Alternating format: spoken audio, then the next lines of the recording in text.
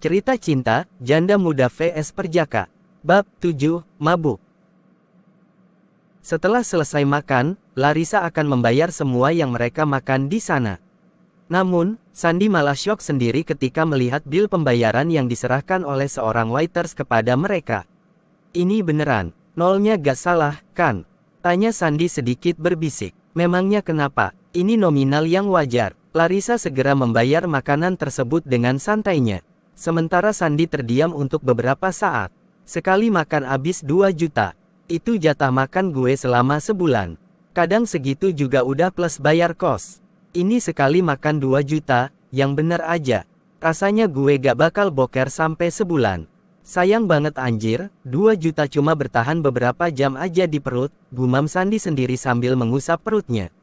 Kenapa? Kau bengong? Mau nambah lagi? Ayo mumpung masih di sini. Tawar Larissa yang membuat Sandy seketika tersadar dari lamunannya sejenak.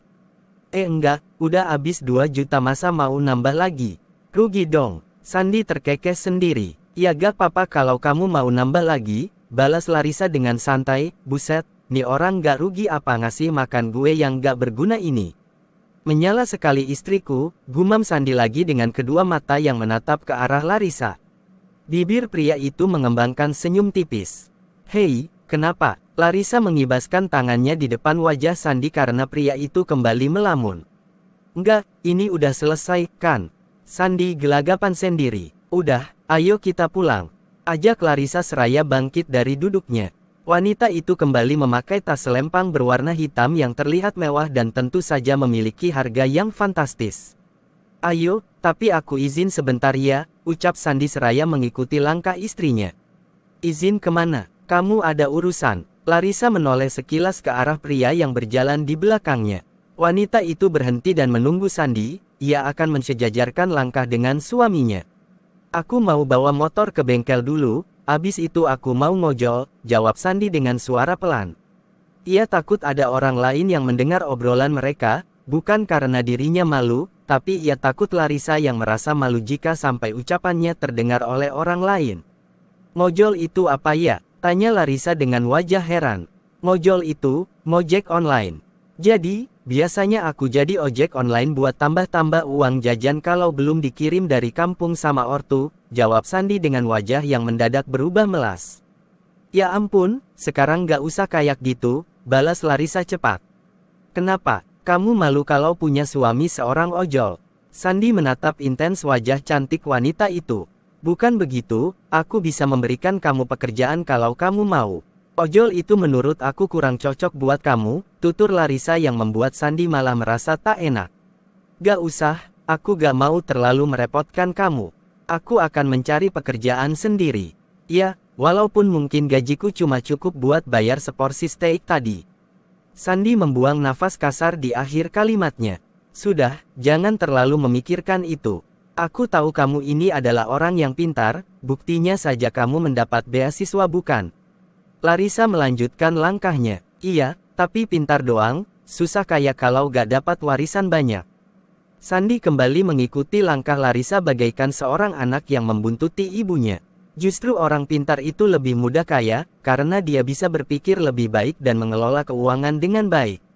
Nanti aku berikan pekerjaan yang cocok untukmu. Tapi, saat ini kamu fokus sama kuliahmu saja. Larissa tersenyum ke arahnya, lalu wanita itu masuk terlebih dahulu ke dalam mobil. Sebenarnya dia ini istri gue atau emak gue sih? Jadi ngerasa kayak lagi diceramahi nyokap. Sandy berbicara sendiri. Tak lama kemudian terdengar klakson mobil yang membuatnya buru-buru masuk dan duduk di samping Larissa. Oh iya, malam ini aku ada acara arisan sama teman-temanku. Kamu ikut ya? Ajak Larissa secara tiba-tiba. Aku ikut arisan. Sebagai apa? Jangan bilang sebagai tukang kocok. Seketika Larissa menoleh ke arahnya dengan sorot mata berbeda. Sorry, bukan itu maksudku. Bukan ngocok yang lain, tapi ngocok arisan. Sandy nyengir sendiri. Aku ngerti, tapi aku mengajak kamu bukan untuk itu. Aku cuma minta ditemani, karena mungkin pulangnya malam dan aku gak akan bawa sopir. Jadi, aku minta ditemani kamu. Mau, kan? Larissa menatap pria di sampingnya dengan wajah penuh harap. Sandy jadi merasa tidak tega untuk menolaknya. Oke, tapi aku nunggu di luar aja. Malu soalnya. Sandi sudah membayangkan bagaimana situasi ketika arisan, pasti semua anggota arisan itu adalah ibu-ibu. Terserah kamu, tapi sekarang kita beli baju dulu. Nanti malam kamu harus pakai baju yang rapi. Larissa mulai menjalankan mobilnya. Sandi terdiam sambil menggaruk kepalanya yang tak gatal. Sebenarnya gue keberatan, tapi gak bisa nolak. Soalnya dia udah traktir gue sampai habis 2 juta, gumam Sandi yang merasa bingung sendiri. Larissa membawa mobilnya ke sebuah tempat perbelanjaan. Wanita itu turun terlebih dahulu yang diikuti oleh Sandi. Ayo, ajaknya sebelum masuk ke tempat yang cukup ramai itu. Mereka datang ke sebuah mall, Larissa akan membeli baju di toko langganannya. Sandi kembali mengikuti wanita itu, tetapi ia tidak berani mensejajarkan langkah dengan istrinya. Sandi benar-benar merasa minder. Bah, tolong carikan baju yang cocok buat dia ya. Titah Larissa setelah mereka berada di sebuah toko pakaian dengan merek ternama. Baik, Bu, balas seorang karyawan di toko tersebut. Yang ini bagaimana? Ini kaos model terbaru dan juga jaketnya. Seorang wanita menunjukkan sebuah kaos dan juga jaket yang terlihat keren. Boleh, dicoba dulu sekalian sama celana yang itu. Larissa menunjuk ke arah beberapa celana yang terpajang tak jauh dari sana. Baik, Bu, saya carikan ukuran yang pas. Kamu coba dulu yang itu, kalau cocok baru ambil, ucap Larissa kepada Sandi yang terdiam dengan wajah bingung. Ganti bajunya di mana? Tanya Sandi bingung. Di sana, Larissa menunjuk ke sebuah tempat.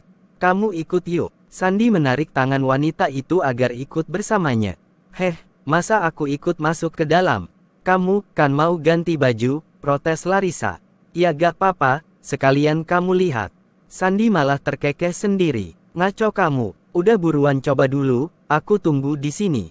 Larissa menyerahkan kaos, jaket, serta celana tadi yang ia ambil dari seorang pegawai di sana. Tungguin ya di sini, jangan sampai ada yang ngintip. Tapi, kalau kamu mau ngintip gak apa-apa, nanti aku kasih bonus, cerocos Sandi sebelum masuk ke dalam ruang ganti. Sementara Larissa hanya memutar bola mata seraya membuang nafas kasar. Wanita itu beneran menunggu di depan pintu, sampai Sandi selesai berganti pakaian dan keluar. Gimana, udah mirip idol K-pop belum? Ucap Sandi seraya keluar dari tempat itu. Seketika Larissa menoleh ke arahnya, wanita itu terdiam sejenak. Namun, bibirnya langsung mengembangkan senyum. Cocok banget, Larissa sampai mengacungkan kedua jempolnya. Sandi benar-benar terlihat tampan, bahkan Larissa senyum-senyum sendiri bagaikan orang kasmaran. Ia sampai berpikir, mungkin tidak ada salahnya ia meneruskan pernikahannya dengan pria itu. Rasanya Larissa sudah tidak membutuhkan harta dari pasangannya, yang ia butuhkan hanyalah perhatian, kasih sayang yang tulus, serta rupa yang membuatnya terus-menerus merasa jatuh cinta. Ya udah, kalau cocok mah aku ganti lagi bajunya. Malu banget dilihatin cewek cantik, ucap Sandi yang membuat Larissa seketika menoleh ke kanan dan ke kiri. Mana cewek cantik yang lihatin kamu? Tanyanya dengan wajah yang seketika berubah ekspresi. Nih cewek cantik yang lihatin aku. Sandi menunjuk ke arah Larissa yang membuat wanita itu seketika terdiam. Tetapi bibirnya mengembangkan senyum, entah kenapa ucapan Sandi barusan mampu membuat jantungnya berdebar. Udah, buruan ganti baju, aku tunggu di kasir. Larissa segera membalikkan badan, ia tak ingin Sandi melihat kulit wajahnya yang perlahan merona. Hal sederhana seperti itu saja mampu menggetarkan hatinya, apakah sekarang ia sudah berubah menjadi wanita yang murahan? Setelah itu, Larissa segera membayar pakaian yang ia beli. Kali ini, Larissa sengaja meminta Sandi untuk menunggunya di depan pintu toko saja, ia tidak akan membiarkan Sandi melihat nominal harga baju yang dibelinya. Karena Larissa yakin pasti Sandi kembali syok seperti saat di restoran. Kamu tunggu di sini sebentar ya, aku mau ke toilet dulu, ucap Larissa setelah menghampiri suaminya. Mau diantar gak? Tawar pria itu dengan cepat. Gak usah, kamu tunggu aja di sini. Aku gak lama kok. Setelah itu, Larissa segera berjalan dengan cepat. Sementara Sandi menunggu di depan toko tadi. Kenapa dia baik banget ya? Jangan-jangan dia udah jatuh cinta sama gue. Gimana dong? Sandi malah kembali merasa bingung. Sandi, ini beneran kamu, kan? Suara itu membuatnya seketika menoleh ke arah sumber suara. Ya ampun, Helia. Kedua matanya terbuka lebar. Kenapa juga ia harus bertemu dengan wanita itu di sana? Helia datang bersama dengan Shirley, sahabat dekat wanita itu. Kamu ngapain di sini? Kok gak ngajak-ngajak aku? Kalau tahunya kamu mau ke mall juga, aku gak akan ngajak si Shirley. Helia langsung mendekat ke arah Sandy dan menggandeng lengan pria itu tanpa ragu. Seketika Sandy menoleh ke arah kanan, ia ingin memastikan kalau Larissa belum kembali. Bisa bahaya jika Larissa sampai melihatnya bersama Helia seperti itu. Meskipun Sandy tidak tahu apakah wanita itu akan marah atau tidak, tapi yang jelas ia tetap saja merasa tak enak. Aku di sini lagi ada keperluan, elak Sandy dengan wajah yang mendadak berubah tegang. Oh gitu, tapi kau sendiri aja. Tumben gak sama si Gary dan Kenan. Helia menatap pria itu dengan dahi mengerut. Iya, aku ada kerjaan sampingan. Sorry ya, aku duluan. Sandy segera melepaskan tangan Helia dari lengannya. Sandy, kita jalan-jalan dulu bentar napa? Kesal Helia sambil menghentakkan kaki. Namun, Sandy tak memperdulikan wanita itu, ia segera berjalan dengan cepat meninggalkan Helia. Hel, bukannya lo sama si Sandy udah putus? Tanya Shirley dengan mata yang menatap heran ke arah sahabatnya. Iya, tapi gue masih sayang sama dia, gue waktu itu mutusin dia karena keceplosan, tutur Helia dengan wajah cemberut. Kampret, cibir Shirley. Sementara Sandy terus berjalan dengan cepat, ia benar-benar menghindari Helia. Loh, kok kamu ke sini? Suara itu membuatnya seketika menghentikan langkah. Ia benar-benar merasa terkejut saat melihat Larissa tiba-tiba ada di hadapannya. Iya aku mau nyusul kamu, jawab Sandy seraya mengusap tengkuknya. Pakai nyusul segala, ya udah, kita pulang sekarang, ajak Larissa dengan bibir yang tersenyum tipis. Sandy membuang nafas kasar, ia merasa lega karena Larissa tidak melihat dirinya bersama dengan Helia. Malam ini, sesuai rencana tadi siang, Larissa mengajak Sandy ke acara arisan bersama teman-teman sosialita dirinya. Wanita itu berpenampilan seksi dan sangat cantik.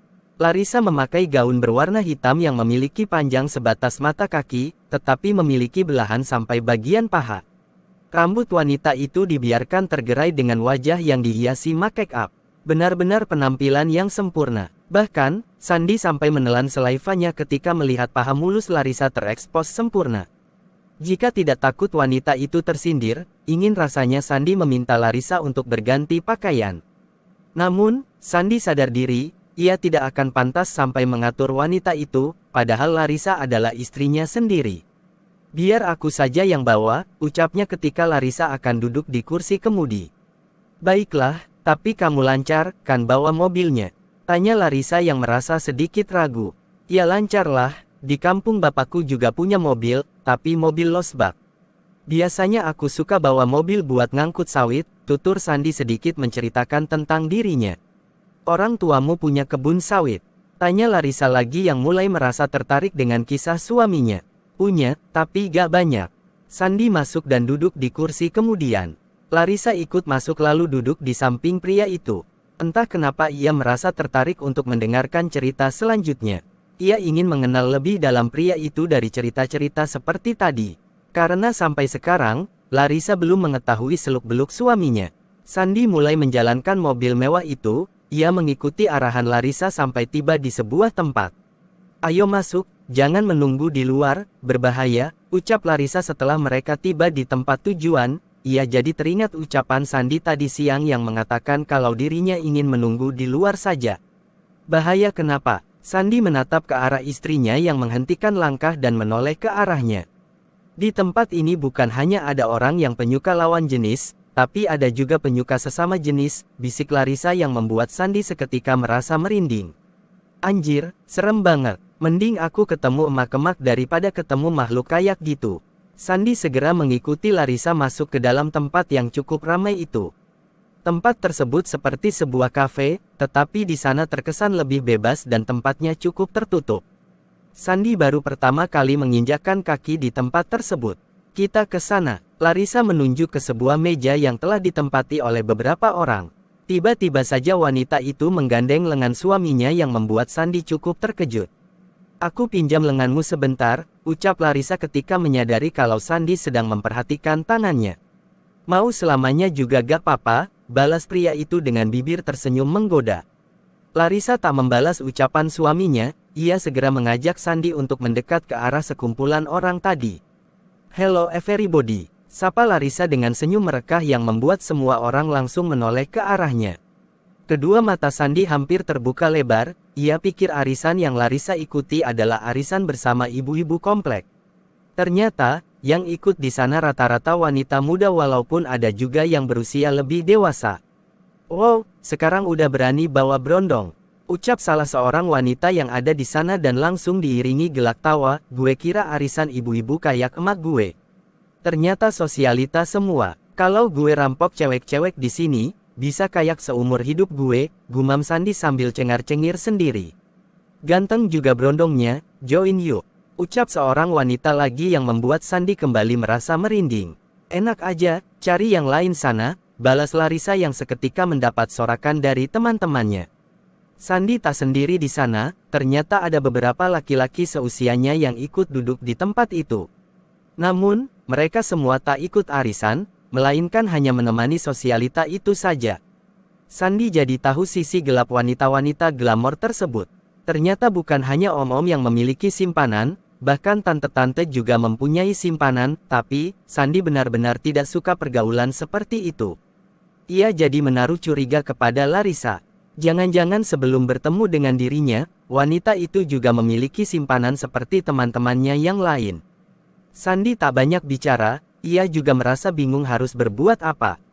Bahkan, ingin rasanya ia keluar saja dari tempat yang sama sekali tidak cocok dengannya itu. Sementara Larissa terlihat bahagia bersama teman-temannya. Setelah acara arisan selesai, mereka melanjutkan dengan bermain games. Siapa yang kalah, harus menerima hukuman dengan meminum anggur merah sebanyak 5 gelas. Namun, sayangnya Larissa lah yang kalah. Jadi, mau tidak mau wanita itu harus menerima hukuman tersebut. Sandy cukup tercengang ketika mendengar hukuman itu, apalagi ketika ia melihat 5 gelas anggur merah sekaligus diletakkan di hadapan Larissa. "Ayo habiskan," titah teman-temannya sambil bersorak ria. "Kamu yakin mau minum ini? Sebaiknya jangan, kamu bisa mabuk kalau sampai menghabiskan itu semua," bisik Sandy kepada Larissa yang duduk di sampingnya. "Habiskan 5 gelas amer ini, atau aku pinjam berondongmu untuk 1 malam," celetuk seorang wanita yang terdengar menantang. Seketika Larissa menoleh ke arah Sandy yang langsung berwajah tegang. "Oke, aku akan menghabiskan semuanya," ucap Larissa tanpa ragu. "Larissa, tenang saja," wanita itu segera memotong ucapan Sandy yang akan mencegahnya. "Ayo habiskan." Sorakan itu kembali terdengar ketika Larissa mulai mengangkat segelas anggur merah. Sandy menjadi tak karuan, ia ingin mencegah tapi rasanya begitu sulit. Larissa meneguk segelas anggur merah, lalu ia lanjutkan dengan gelas berikutnya. "Ayo Larissa habiskan, jangan jadi pengecut, atau kita akan mengambil si ganteng ini untuk 1 malam," ucap seorang wanita lagi seraya menunjuk ke arah Sandy. Ingin rasanya Sandy menamparkan bibir lancang wanita itu. Namun, di sana cukup banyak penjaga yang sepertinya sengaja disewa untuk mengamankan acara tersebut. Larissa kembali mengambil gelas ketiga dan akan meneguknya lagi. "Larissa, cukup," cegah Sandy yang merasa bersalah jika sampai membiarkan istrinya mabuk. Namun, Larissa segera menempelkan jari telunjuk pada bibirnya dan kembali meneguk anggur merah dari gelas ketiga. Sandy benar-benar tak tahan ketika melihat itu, ia mengepalkan tangan dan hampir melempar gelas di hadapan Larissa jika wanita itu tidak menahan tangannya. Larissa menghabiskan 5 gelas anggur merah sekaligus. Seketika tempat itu kembali dipenuhi oleh riuh suara wanita yang memberikan sorak untuk Larissa karena wanita itu telah menghabiskan 5 gelas anggur merah sekaligus. Acara tersebut telah usai, Larissa langsung mengajak Sandy pulang. Namun, sepertinya keadaan wanita itu mulai tidak baik-baik saja. Larissa duduk sambil menyandarkan tubuhnya pada jok mobil. Wanita itu memijat kepalanya yang terasa pusing. "Apa aku bilang, kamu pasti mabuk kalau sampai menghabiskan 5 gelas anggur merah," cerocos Sandy yang merasa kesal karena Larissa mau saja melakukan apa yang teman-temannya perintah. "Tidak ada pilihan lain, aku harus menghabiskannya," balas Larissa dengan suara yang terdengar pelan. Sepertinya wanita itu benar-benar mabuk. "Kenapa? Kamu takut aku diambil teman-temanmu itu? Heh, kamu pikir aku mau?" Sandy menjadi geram sendiri. "Aku juga bisa melawan kalau sampai itu terjadi," sambungnya yang semakin merasa geram. Sudah, sebaiknya kamu bawa aku pergi dari sini sekarang. Tapi, kita jangan pulang ke rumah, aku tidak mau anak-anak melihatku dalam keadaan mabuk seperti ini, tutur Larissa dengan kedua mata yang setengah terpejam. Terus, aku harus membawa kemana? Apa aku harus membawamu ke Garut biar sekalian diruqyah sama Abah? Sandi menatap Larissa yang sudah hampir tak sadarkan diri. Ke hotel, jawab wanita itu sambil menyandarkan kepalanya pada bahu tegap Sandi. Bersambung di bab 8.